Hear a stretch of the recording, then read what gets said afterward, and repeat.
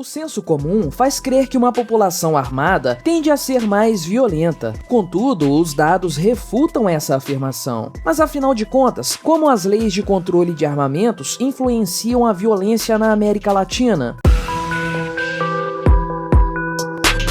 Este é o Visão Libertária, sua fonte de informações descentralizadas e distribuídas. Este artigo foi revisado por Donda, escrito, narrado e produzido por mim, Quintessência. O tema do armamento civil é muito controverso em qualquer parte do mundo ocidental. Até mesmo nos Estados Unidos, país considerado um exemplo em matéria de liberdades individuais, a questão não está completamente fechada. E isso porque o direito a portar armas de fogo está consolidado na Constituição do país. Em muitos lugares, o debate é geralmente dividido entre a direita, apoiadora dos direitos ao armamento civil, e a esquerda, que costuma ser contrária a essas liberdades. A depender do lugar, contudo, as coisas não são tão opostas assim. Para fins da lei estatal, existe uma diferença entre posse e porte de armas de fogo. A posse geralmente se refere ao direito de comprar e reter para si armas para a defesa pessoal ou para atividades como a caça